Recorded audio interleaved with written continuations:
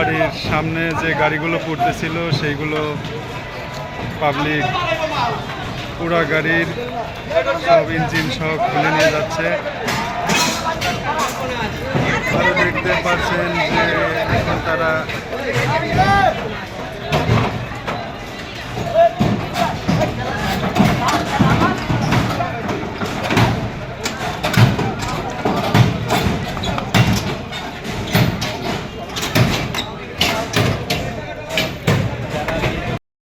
আমরা এই মুহূর্তে আছি আমরা বঙ্গবন্ধুর বাসভবনের দোতলাতে। এখানে দেখতে পাচ্ছেন যে অসংখ্য জনগণ তারা দেখতে আসছে যে বঙ্গবন্ধুর বাড়িটি কিভাবে ভাঙা হয়েছে এবং তার যে স্মৃতিস্তম্ভিত ভবনটি ছিল সেখানে যেখানে বঙ্গবন্ধু এখানে বসবাস করতো সেই জায়গাটি কিভাবে গুড়িয়ে দেওয়া হয়েছে। আপনারা দেখতেই পাচ্ছেন এখনও কিছু আপামার জনগণ তারা দেখতে পাচ্ছেন তারা বিভিন্ন আলামত সংগ্রহ করছেন এবং এছাড়া আরও দেখতে পাচ্ছেন যে বিভিন্ন প্রিন্ট এবং ইলেকট্রনিক মিডিয়ার ভাইরা তারা বিভিন্নভাবে সংবাদ সংগ্রহের চেষ্টা করছেন এবং আরও দেখতে পাচ্ছেন যে পাশে কিছু মানুষ যারা বিভিন্ন স্লোগান দিয়ে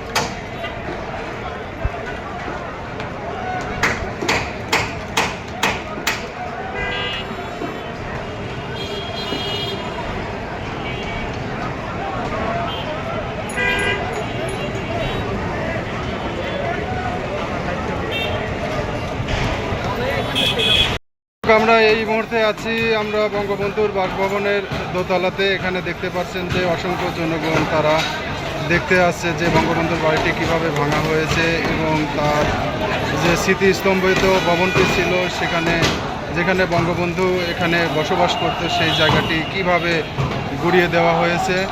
আপনারা দেখতেই পাচ্ছেন এখনও কিছু আপামার জনগণ তারা দেখতে পাচ্ছেন তারা বিভিন্ন আলামত সংগ্রহ করছেন এবং এছাড়া আরও দেখতে পাচ্ছেন যে বিভিন্ন প্রিন্ট এবং ইলেকট্রনিক মিডিয়ার ভাইরা তারা বিভিন্নভাবে সংবাদ সংগ্রহের চেষ্টা করছেন এবং আরও দেখতে পাচ্ছেন যে পাশে কিছু মানুষ যারা বিভিন্ন স্লোগান দিয়ে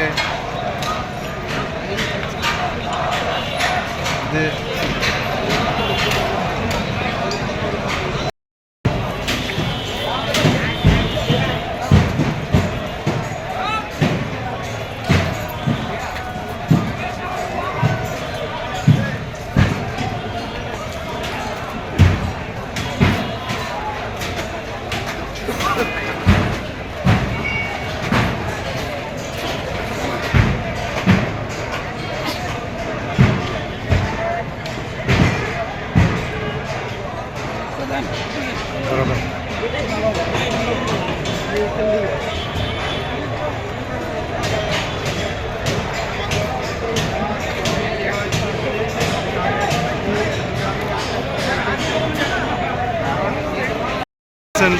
বঙ্গবন্ধু বাড়ির সামনে যে গাড়িগুলো পড়তেছিল সেইগুলো পাবলিক পুরা গাড়ির সব ইঞ্জিন সহ খুলে নিয়ে যাচ্ছে।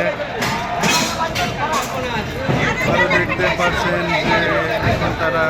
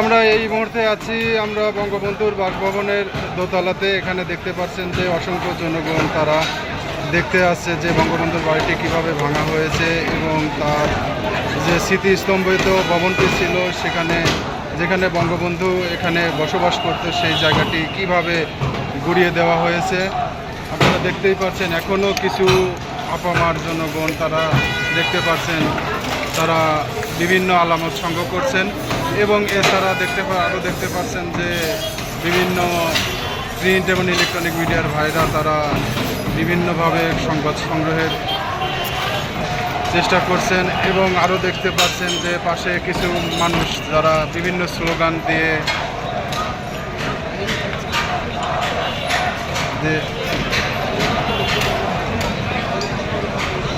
ঢাকার খিলগাঁও থেকে আমি এসেছি শুধু এই ভবনটা দেখার জন্য, যে ছাত্রদের এত আক্রোশ এত ক্ষোভ এখন আছে সেটা প্রত্যক্ষ করার জন্যই এখানে এসেছি। কারণ বিগত ফ্যাসিস্ট সরকার আমলে যারা এই সরকার ছিল তারা এই ছাত্রদেরকে যেভাবে নিশ্চিতভাবে হত্যা করেছে এবং এই হত্যার প্রতিবাদে সারা বাংলাদেশ জুড়ে সাধারণ মানুষ, রাজনৈতিক পেশাজীবী, ডাক্তার, শ্রমিকরা যেভাবে মাঠে নেমে তাদেরকে এই দেশ থেকে বিতাড়িত করেছে এবং শেষ পর্যায়ে চোরের মতো পালিয়ে যেতে সক্ষম হয়েছে। কিন্তু এখনো সে ভারতে বসে বিভিন্নভাবে বিভিন্ন বিপত্তির মাধ্যমে এই দেশকে অস্থিরতা করতে সে খালে ফোন করতেছে না। এবং সর্বশেষ গতকাল যে সে যখন